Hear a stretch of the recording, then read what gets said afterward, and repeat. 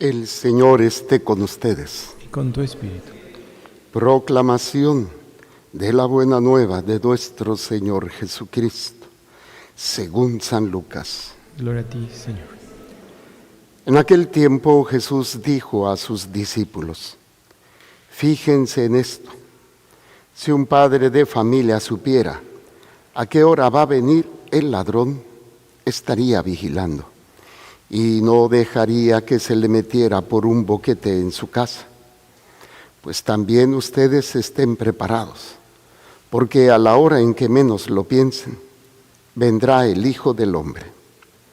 Entonces Pedro le preguntó a Jesús: ¿dices esta parábola solo por nosotros o por todos? El Señor le respondió: supongan que un administrador puesto por su amo al frente de la servidumbre, con el encargo de repartirles a su tiempo los alimentos, se porta con fidelidad y prudencia. Dichoso ese siervo, si el amo a su llegada lo encuentra cumpliendo con su deber. Yo les aseguro que lo pondrá al frente de todo lo que tiene.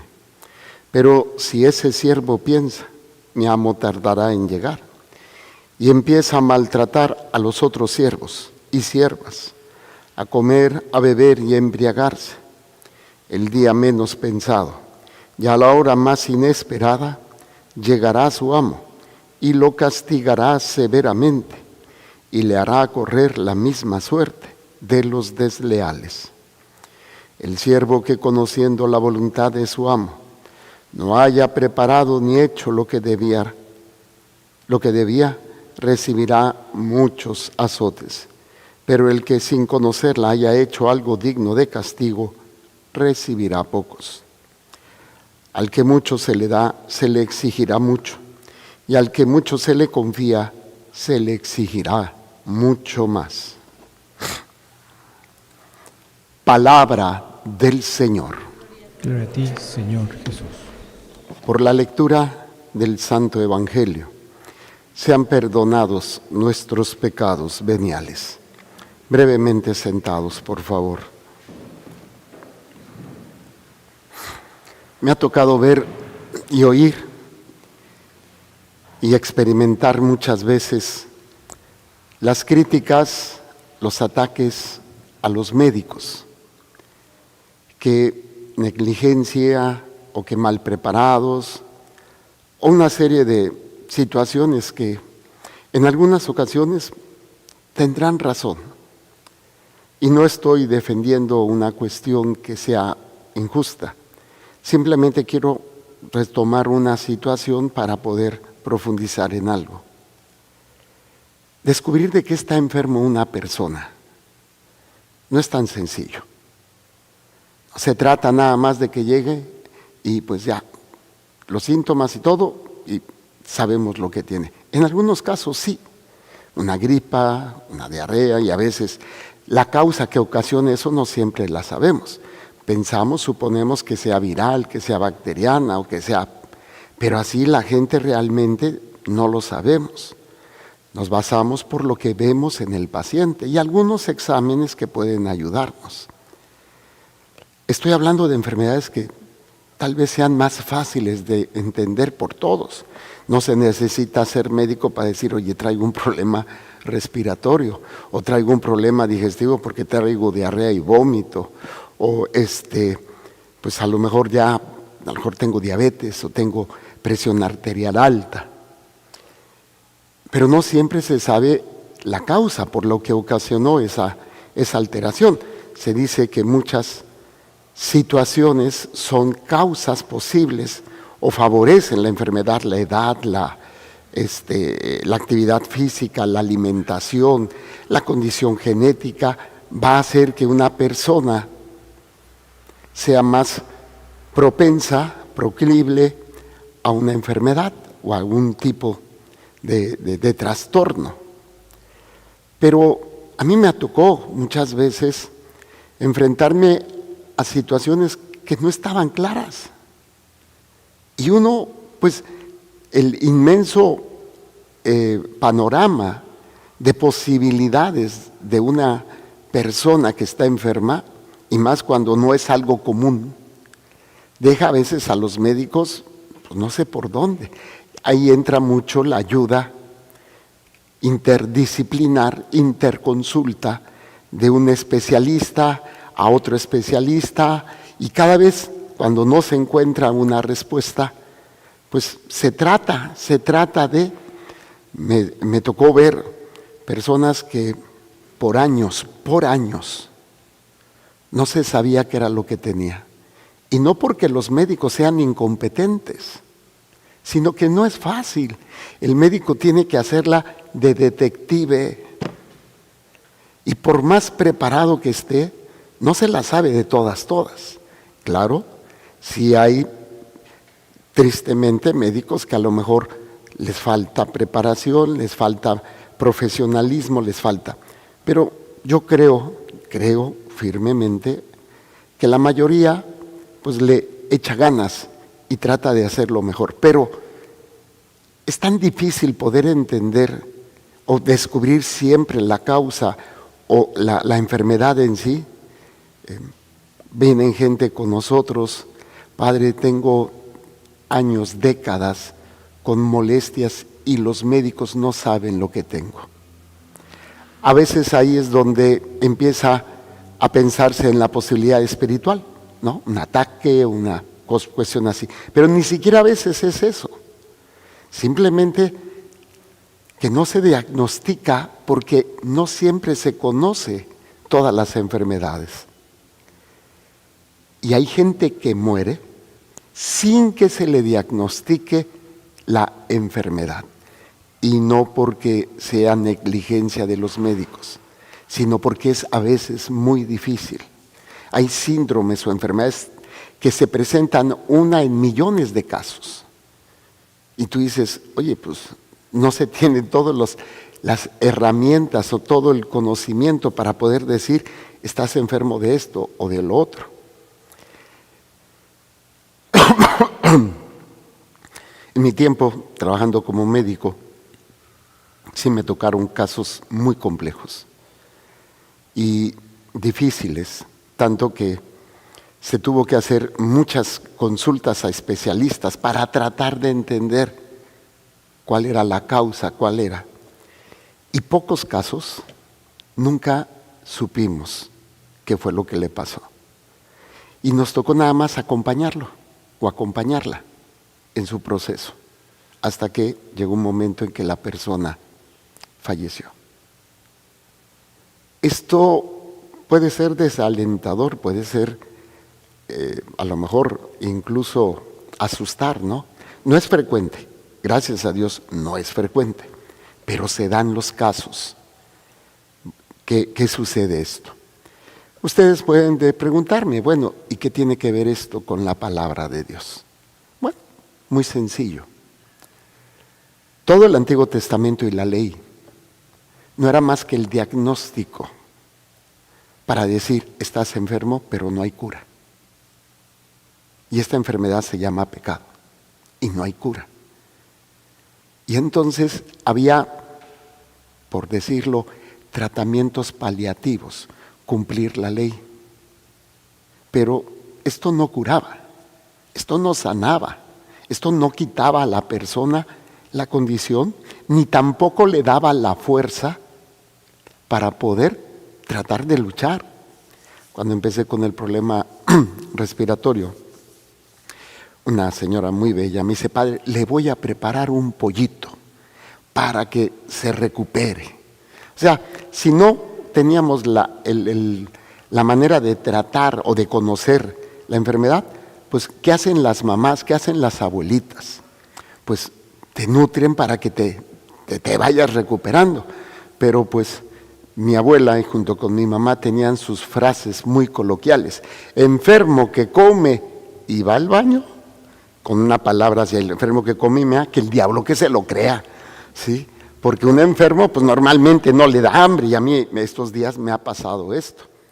Incluso bajé 2,5 kilos, porque hambre no me da, pero sé que tengo que comer para, si no se sabe, bueno, sí sé la causa, ¿no? Y estoy en tratamiento, pero cuando no se sabe, pues al menos tratar de hacer lo menos pesado o tratar de ayudar al cuerpo a que se recupere. Entonces, en la cuestión de la fe, el pueblo judío estaba, como toda la humanidad, estaba enferma del pecado, y no había forma de ser curados. Había tratamientos paliativos o había situaciones que ayudaban o que trataban de ayudar a través de los mandamientos, a través de una serie de leyes y preceptos que sí invitan a la caridad, a la ayuda, al respeto, y a la fidelidad a Dios, o sea, el serle fiel a Dios. Pero, pues la condición del hombre, por más que quería, pues no puede. Y es precisamente lo que Pablo nos presenta en esta carta a los romanos.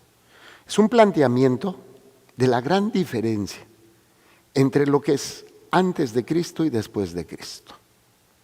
Antes de Cristo no había salvación, no había cura, no había nada.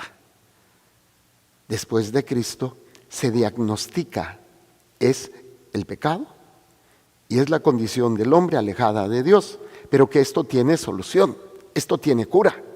O sea, ya no tenemos que vivir en el desasosiego, ni en la incertidumbre, ni en la lucha solos contra todo aquello que no podemos. Ya no. Se cambia completamente esta visión y dice, no dejen que el pecado domine su cuerpo mortal. Entonces aquí nos plantea algo, es una lucha. La vida de todo fiel católico tiene que ser una constante lucha para que no seamos dominados por el pecado, porque eso es algo que continuamente estamos expuestos. Tentaciones. No se nos van a quitar las tentaciones. Lo decimos en el Padre Nuestro, no nos dejes caer en la tentación. No le decimos, no permitas que nada me tiente. Eso no es real. La vida de todos nosotros es, vamos a ser tentados, atacados, perturbados, perseguidos por Satanás y por todo aquello que está detrás para que sea obstaculizado el mensaje de Cristo y lo que es el amor de Dios y la salvación, ya sea por corrientes ideológicas, por gobiernos, por intereses, por lo que ustedes quieran. Pero lo interesante aquí es que si no tomamos conciencia de que el pecado, su objetivo, bueno, la realidad es Satanás, ¿no? Pero la realidad es que Satanás a través de la tentación atrapa el alma con el pecado. Entonces el pecado es el arma que tiene Satanás para dominarnos. Porque nosotros nos sometemos a aquello, ¿sí? Como es las pasiones, como son los vicios, como es todo aquello que toma control de nosotros. Y si no es por un lado, es por otro. O a veces creemos que ya vencimos o superamos una prueba y nos sentimos vencedores, para que a la vuelta de la esquina o después de 10, 20 años volvemos a caer, porque nos sentimos seguros de nosotros mismos. Ya lo logré, ya superé. No. Lograste una batalla con la gracia de Dios, pero no la guerra, porque esa va a continuar hasta el último momento de tu existencia. Yo me enteré en la mañana de la muerte de un santo, el padre Che, un hombre que yo admiré y amo y tuve el privilegio de poder acompañarlo, estarme con él en la noche, acompañándolo. Vivió 3 años en el hospital. Y un hombre santo que sufrió agonía. Si uno diría, bueno, pues si fue santo, debió haber muerto de una manera bonita. Sus últimos tiempos, pues ya estaba en cuidados intensivos, ahogándose porque tenía líquido en los pulmones. Y sí, mi pensamiento es, yo dije, wow. Pero la cuestión aquí es que la lucha se da incluso en los últimos momentos de nuestra existencia. Yo tuve la oportunidad de confesarme con él y que él se confesara conmigo en varias ocasiones. Y un hombre consciente de su miseria, consciente de sus pecados, pero también consciente del amor y de la gracia de Dios. Y él sabía de la lucha que tenía que establecer siempre. Entonces, nosotros no podemos quedarnos dormidos pensando solamente es que tengo este problema, es que tengo esta situación, que son reales, que están presentes en nuestra vida, pero cuando nos centramos demasiado en eso, descuidamos el alma, descuidamos ese tesoro que Dios nos ha dado y que es eterno, el alma es eterna, por estarnos centrando solamente y exclusivamente en lo temporal o en el problema o en el dolor que estamos pasando. O sea, no estoy diciendo que no sea importante eso, estoy diciendo, no puedo permitirme distraerme por querer solucionar algo descuidando mi alma. O sea, mi prioridad es el alma y trabajo en lo que tengo que trabajar para tratar de solucionarlo. Pero no por hacer esto descuido mi alma, que es donde Satanás ataca y nos hace esclavos a través de la ira, de la desesperación, de la impaciencia, de la soberbia, de la lujuria, del poder, del odio, lo que ustedes quieran. Ustedes mismos creo y espero que se conozcan por dónde cojeamos, cada uno. Para algunos a lo mejor la gula no tiene problema, la ira, tranquilos, pero a lo mejor es otra cosa y nadie es así como que santo, ¿no? En el sentido que no tenga pecados.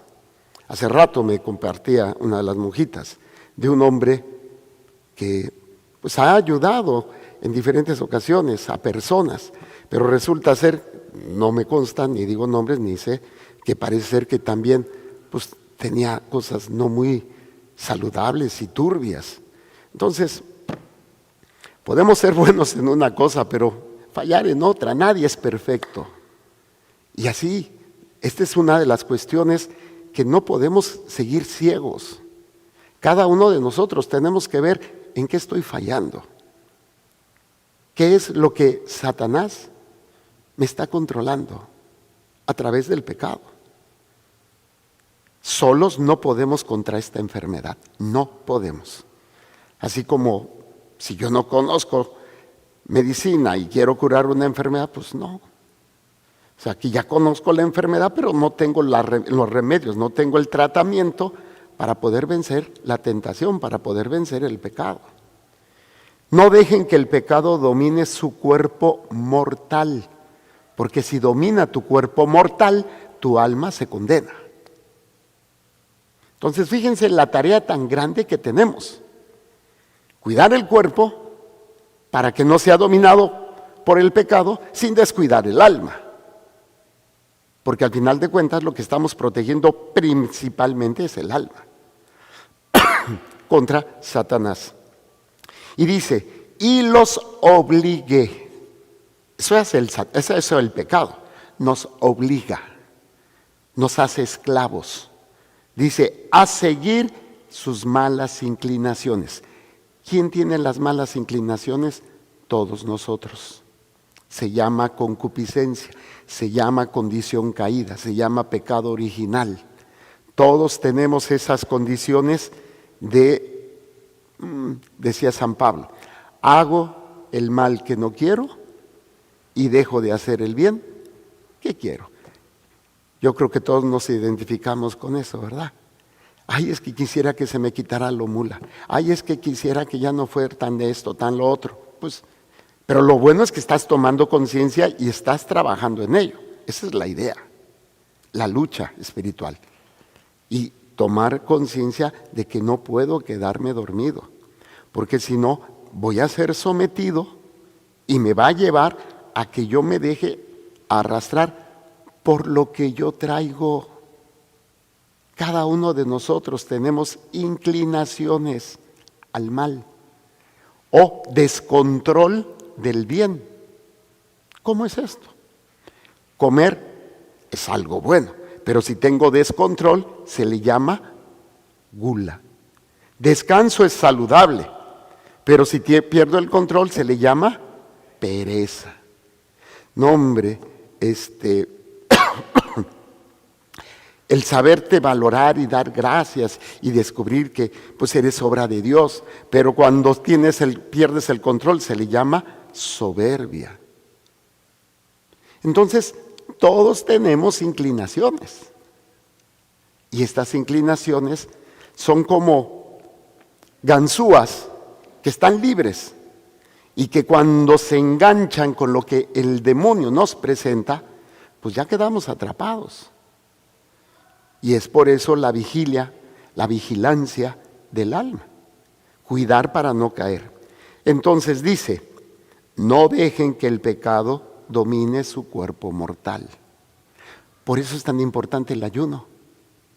Para aprender a controlar y decir no. O sea, cuando uno tiene hambre, pues dices, atáscate, Matías, que no hay todos los días. El ayuno te ayuda a decir algo bueno, no, para tener control y poder dedicarte más a la oración, a fortalecer tu alma. Pero si no somos capaces a veces de ordenar al cuerpo que se levante a la hora que se tiene que levantar y decimos 5 minutos más, no somos capaces porque no tenemos ese control, no lo ejercitamos. Bueno, para que el pecado no domine su cuerpo mortal y los obligue a seguir sus malas inclinaciones, no pongan al servicio sus miembros al servicio.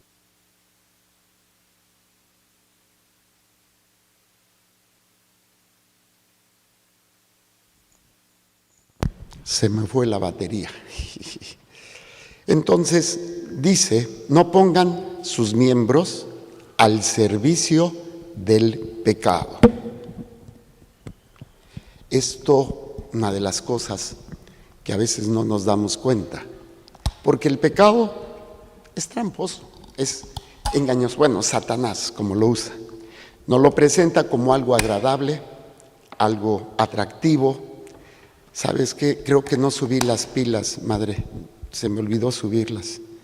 A ver si Beto tiene 2 pilitas que me preste. Si no están, no las subí, las tengo allá abajo. El caso es que cuando nosotros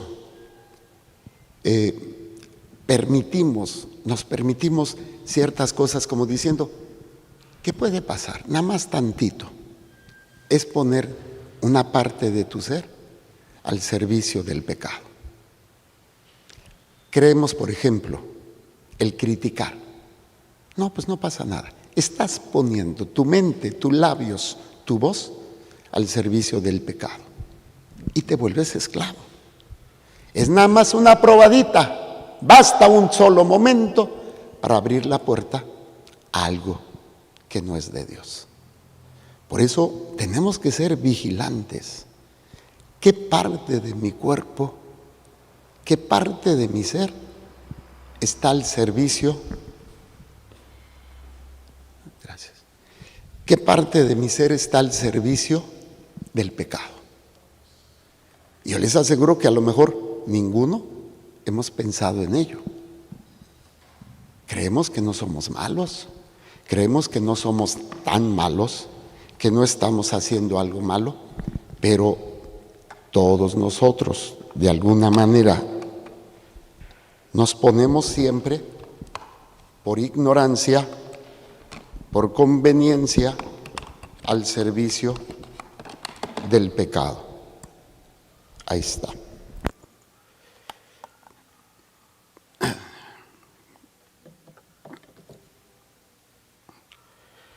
Entonces, creo que sería un buen ejercicio que cada uno se pusiera a pensar qué parte de mi vida, de mis acciones, de mis pensamientos, están al servicio del pecado. ¿Y qué tanto está al servicio de Dios? Y yo creo que ahí pudiéramos ver en una balanza que tal vez estamos más conscientes de el bien que hacemos e inconscientes del mal que hacemos, porque no hacemos ejercicios de examen de conciencia todos los días. Tendríamos que en la noche ver, hoy, ¿a quién serví? Y no porque hayas hecho lo que tenías que hacer, sino cómo lo hiciste, a quién o por qué lo hiciste. ¿Lo hiciste para servir a Dios? ¿Para agradar a Dios? ¿O porque pues ya lo tengo que hacer y no me queda otra? No se trata de sentir bonito, se trata de ofrecer lo que estoy haciendo, aunque no tenga ganas de hacerlo. Y ahí es un vencimiento más grande, porque no quiero hacerlo, pero lo hago por Dios. No siento bonito, pero lo hago por Dios. Entonces estoy venciéndome, estoy fortaleciéndome en esa lucha espiritual. No pongan sus miembros al servicio del pecado como instrumentos de maldad. Instrumentos de maldad, porque mi pecado es el daño que me hago a mí, pero también el daño que estoy haciendo a otro. Y enveneno al otro, lo afecto y también lo hago esclavo de su propio pecado por el daño que yo le he ocasionado, de manera consciente o inconsciente. Entonces hay que hacer conciencia. Y hay que trabajar en ello. Dice Pablo, por el contrario, pónganse al servicio de Dios. Nada más. Solos, nuestro servicio no sirve. No tiene la fuerza, no tiene la potencia, no tiene la capacidad de que nuestro servicio sea agradable a Dios. Solamente a través de su Hijo. Por eso todo lo que hagamos hay que hacerlo en su nombre, para su gloria y para el bien de las almas. Pero entonces yo conscientemente tengo que empezar a hacer hasta lo más insignificante, hacerlo en nombre de Jesús. Y esto, aunque parezca algo simplista, es una fuerza transformadora. Es algo que puede permitirte libertad. Puede darte valor, puede darte la paz, puede ayudarte a discernir muchas situaciones. Y todo implica precisamente hacerlo por Él. Pongan al servicio de Dios, puesto que habiendo estado muertos, enfermos, el pecado es la muerte, Él les ha dado la vida. Jesús, Él es el camino, la verdad y la vida. Pongan también sus miembros a su servicio. O sea, tienes ojos, tienes boca, tienes una mente, tienes manos, tienes pies. ¿Cómo fregados estás sirviendo a Dios? Y no se refiere que tengas que hacer un apostolado, meterte de monja o de padrecito. Significa que lo que haces, lo haces por Él.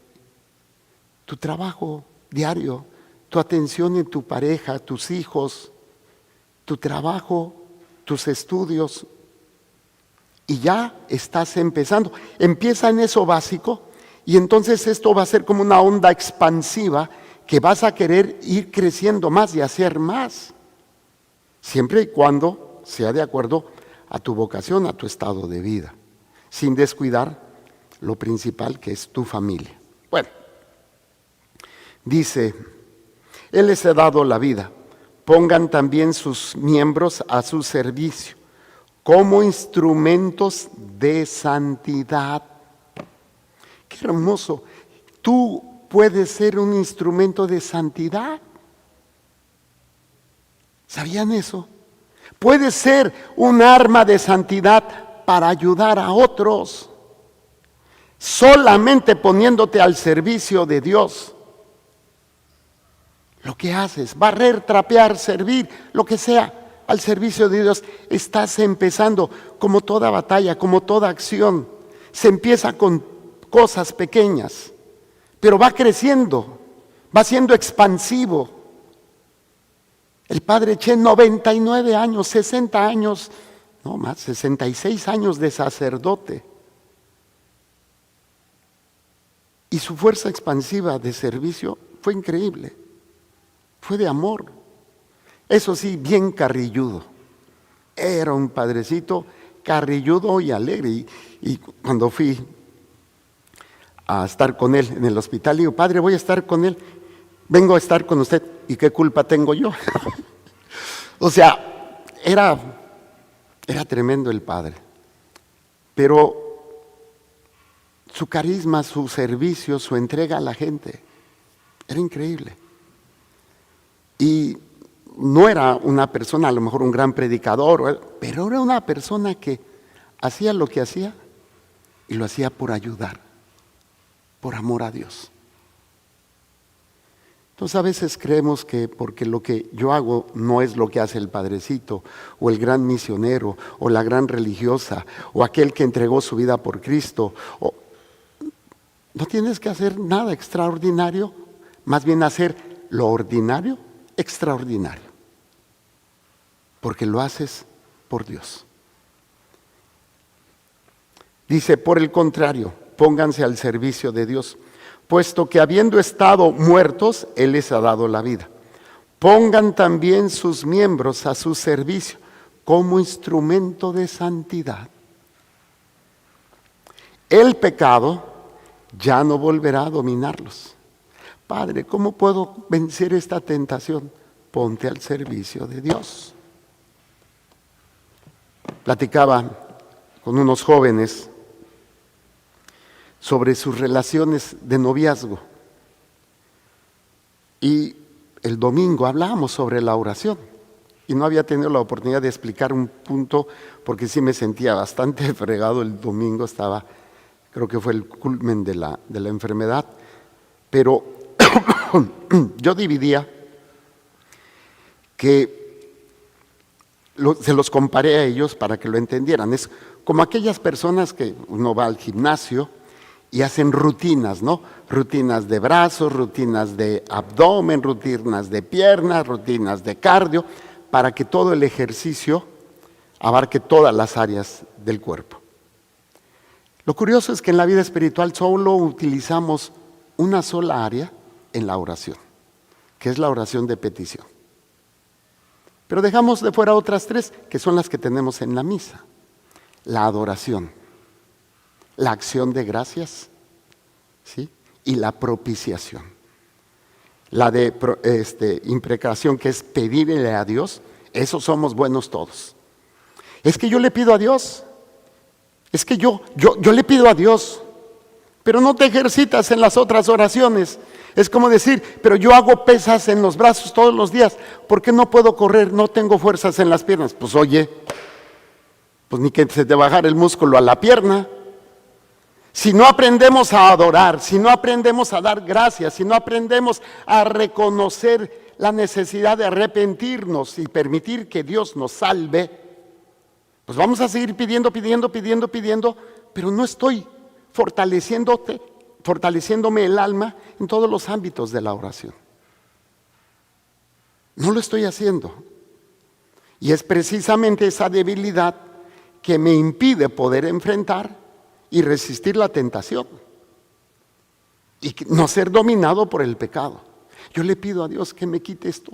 Yo le pido a Dios poder dejar este pecado de la lujuria, este pecado de esto. Pero si no te ejercitas, obviamente la humildad y reconociendo que solamente Dios puedes encontrarlo todo, y por eso lo adoramos, lo glorificamos con nuestras vidas, en donde le damos gracias siempre por todo lo que Él nos ha dado, y siempre también buscamos que Él sea propiciación de nuestros pecados, que es las 4 acciones que tenemos en la misa. Entonces, podrás resistir, podrás sostenerte en esta lucha espiritual tan grande que tenemos todos los días. El pecado ya no volverá a dominarlos. No quiere decir que no serás tentado, no quiere decir que no vas a caer, pero no vas a ser dominado. Dominado es cuando tú pierdes el control de ti y te entregas completamente a una situación y niegas que tienes un pecado y lo justificas. o te haces de la vista gorda. Es curioso cuando a veces se le dice algo a alguien y dice, es que está, no, y siempre sacan alguna justificación o la negación completa de, yo no estoy mal. Es esa incapacidad de poder ver y de poder comprender. Entonces, el pecado no tiene por qué dominarnos. Ya existe la cura. Así como la enfermedad, como empecé la prédica. Hay enfermedades que no se conoce la cura. Se trata más o menos de contener o de aminorar el problema. Pero sigue avanzando hasta que cobra factura la enfermedad. En el caso del pecado, no tiene que ser así. No tiene que dominarnos. Tenemos que presentar batalla, tenemos que presentar lucha y tenemos que presentar victoria en nombre de Cristo contra el pecado, contra Satanás, el mundo y la carne. Pero si nosotros no nos ejercitamos, hombre, pues somos presa fácil. Entonces, ¿a nombre o a quién estoy sirviendo yo? Y el pecado ya no volverá a dominarlos, pues no viven ustedes bajo el régimen de la ley, el cumplimiento. O sea, vengo a misa, pero por cumplir. Rezo por cumplir, pero no para adorar, no para glorificar, no para servir a Dios, no para cumplir su voluntad. Entonces, estoy viviendo en un régimen donde yo mismo me engaño y hasta me desespero porque estoy haciendo, entre comillas, lo que me piden, pero Dios no me ayuda. No es que no te ayude, es que tú no estás haciendo lo que tienes que hacer y no estás entendiendo que esta lucha es real, que no se trata de que se te va a dar lo que quieras, se te va a ayudar para que puedas luchar en nombre de Cristo por tu alma y por las almas que Dios te ha encomendado. Entonces dejemos de ser pasivos y dejemos de buscar soluciones de que vengo a que Dios me solucione la vida, vengo a que Dios me dé lo que necesito para cumplir su voluntad. Y si tengo que cargar mi cruz, cargarla, con la gracia de Dios. Dice, ¿podemos entonces pecar, puesto que ya no vivimos bajo el régimen de la ley, sino bajo el régimen de la gracia? O sea, bajo la autoridad de la ley o bajo la autoridad de la gracia. La ley era el esfuerzo del hombre por tratar de superar el pecado. La gracia es, solo no puedo. La gracia de Dios es la que me da todo para poder luchar, pero yo tengo que poner de mi parte. Y dice, de ningún modo, ¿acaso no saben ustedes que al someterse a alguien para obedecerlo como esclavo, se hacen sus esclavos? O sea, ¿de quién eres esclavo? Pues obviamente de aquel a que tú obedeces. No, yo obedezco a Dios. ¿Sí? ¿Seguro? ¿Tus obras, tus pensamientos, tus acciones son para Dios o son para ti? Solamente pensando en ti, en lo que tú sientes, en lo que tú quieres, en lo que tú esperas o necesitas. Y no en lo que Dios te pide que hagas. Ver a tu prójimo, sus necesidades. ¿Cuántas veces somos indiferentes ante lo que el otro necesita?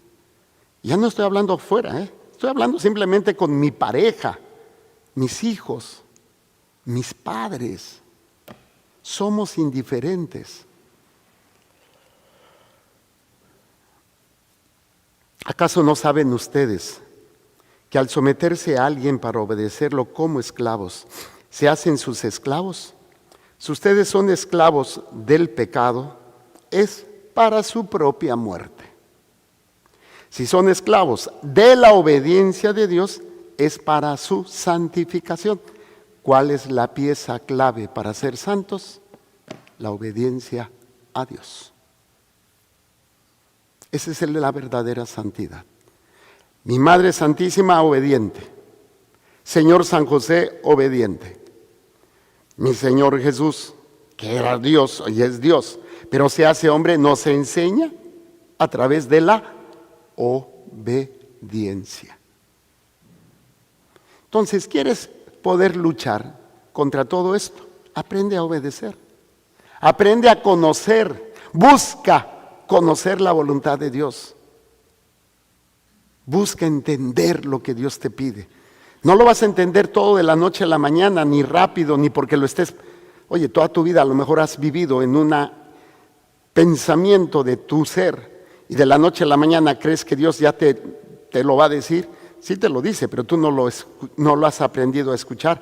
Tienes que tener un crecimiento, tienes que tener un conocimiento, tienes que tener un estudio, tienes que tener vida de oración, vida sacramental, escucha de la palabra, para poder empezar a tener esta lucha y vivir precisamente siendo esclavos de Dios. Si ustedes son esclavos del pecado, es para su propia muerte. Si son esclavos de la obediencia a Dios, es para su santificación. Pero gracias a Dios, ustedes, aunque fueron esclavos del pecado, han obedecido de corazón las normas de la doctrina del Evangelio. Entonces, empecemos con los mandamientos. Empecemos con lo que Dios nos pide. Conoce tu fe. ¿Cuántos católicos somos ignorantes de los principios de nuestra fe? Lo que se nos pide. Porque vivimos de una manera que no es la de Dios. Entonces, si son esclavos del pecado, para su propia muerte. Si son esclavos de la obediencia a Dios, es para su santificación. Pero gracias a Dios, ustedes, aunque fueron esclavos del pecado, han obedecido de corazón las normas de la doctrina evangélica que se les ha transmitido. Y así, una vez libres del pecado, se han hecho esclavos de la santidad. O sea, ¿de qué quieres ser esclavo? ¿Del pecado o de la santidad? Y eso es tu decisión. Aquí nadie va a obligarte, ni Dios. Satanás sí nos obliga, nos atrapa. Pero Dios nos da la libertad, nos ha liberado para ser libres y para que escojamos a quién vamos a servir. O a Dios o al dinero o a las pasiones. Entonces, cuando estemos siendo juzgados, porque la misericordia de Dios es ahora, mientras vivas. Cuando mueres se acaba la misericordia y entra la justicia. Y será esta realidad. ¿Sí? Cuando Jesús les dice a sus discípulos, si un padre de familia supiera a qué hora va a venir el ladrón, estaría vigilando y no dejaría que se le metiera por un boquete. O sea, Jesús se está presentando como ladrón, en el sentido de que va a llegar cuando menos lo esperes. No sabemos ni el día ni la hora. Se llevó al padre Che, lo vimos que ya venía porque ya estaba en una agonía y estaba cada vez peor. Pero otras veces, jovencitos, personas que uno dice, oye, se murió de repente. Un accidente, un atropellamiento, un acto violento, le arrebatan la vida. Y ese es el momento en donde llega como ladrón, cuando menos lo esperas. Dice, también ustedes estén preparados, porque a la hora en que menos lo piense, vendrá el Hijo del Hombre. Aquí hay que entenderlo en dos sentidos. En el sentido escatológico, la segunda venida de Cristo, y en el sentido personal, cuando el Señor nos llame a su presencia. Y hay que estar preparados. Pedrito, como buen apóstol, Señor, ¿lo dice esto por nosotros o por todos? Y dice muy sencillo, miren, yo les he dado a ustedes una tarea, servirse los unos a los otros. Traducido, ámense los unos a los otros como yo los he amado. Entonces, al final seremos juzgados por el amor. Y es lo que dice, Supongan que un administrador, puesto por su amo al frente de la servidumbre, con el encargo de repartirles a tus tiempos los alimentos. Aquí estamos hablando de dos tipos de alimentos: los alimentos físicos, pero también los alimentos espirituales. Papás, ¿qué le has dado a tus hijos? Padrinos, ¿qué le has dado a tus ahijados? Porque esa era la tarea, alimentarlos, nutrirlos. Pero si les dimos de todo menos eso, se nos va a pedir cuentas. Lo mismo a la pareja, de que has nutrido o alimentado a tu esposo o a tu esposa.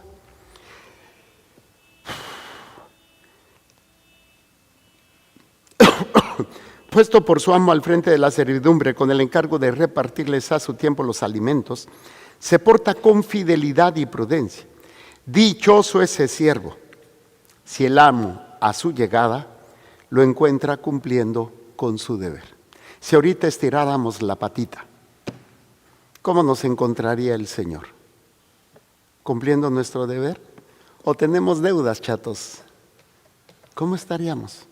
Entonces, creo que es una llamada de atención hermosísima, con mucho amor y mucha esperanza para todos nosotros.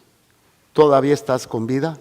Aprovecha, ponte a servir en nombre de Dios, cumpliendo con lo básico, y en la medida en que te ejercites en eso, irás creciendo en la caridad, irás creciendo en el amor, irás creciendo en el servicio. Dice: dichoso es el siervo si el amo a su llegada lo encuentra cumpliendo con su deber. Yo les aseguro que lo pondrá al frente de todo lo que tiene. Pero si ese siervo piensa, mi amo tarda en llegar, no, eso de la vida eterna no existe. Dios perdona a todo mundo, es tan bueno que... O sea, son diferentes actitudes ante una realidad que la negamos o la minimizamos o la ignoramos completamente.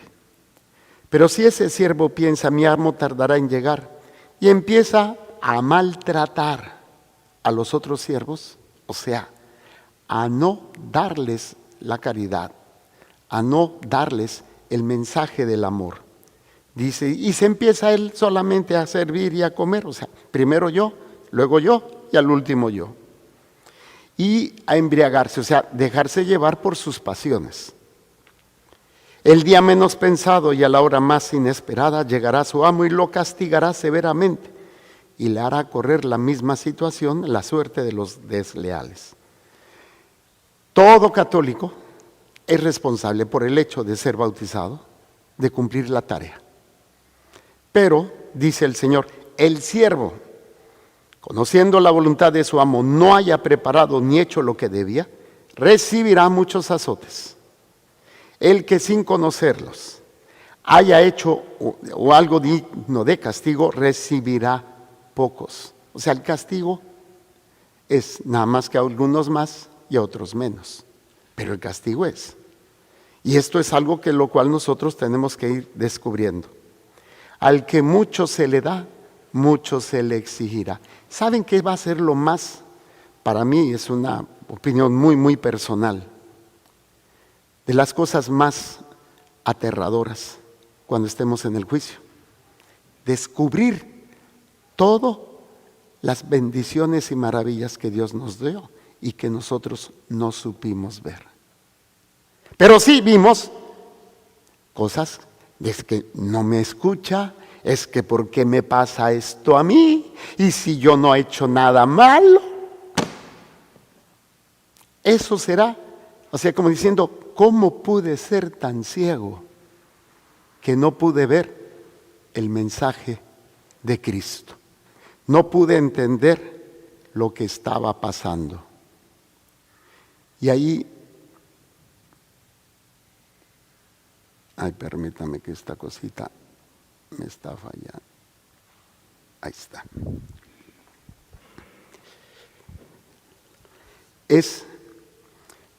¿Se te ha dado tanto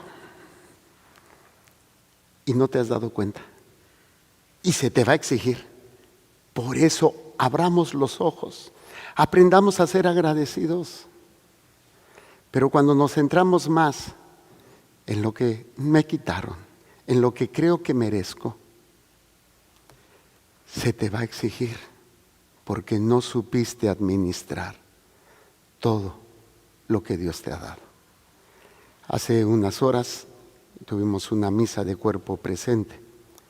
Yo les decía a los hijos que tristemente ninguno era católico, más que uno, pero yo les decía que una de las cosas que es pues muy, muy importante es descubrir todo lo que Dios nos ha dado a través de las personas. Pero siempre caemos en el que cuando se mueren, ay, es que era tan bueno, ay, es que mientras estaba con vida, ¿cómo lo fregamos? ¿Cómo le hicimos la vida imposible? Aprendamos a ver las bendiciones, aprendamos a administrar las bendiciones en nombre de Dios y veremos cómo nuestra fe, nuestra fortaleza, todo lo que has buscado irá creciendo y fortaleciéndose por la pura gracia de Dios. Hagamos un momento de silencio.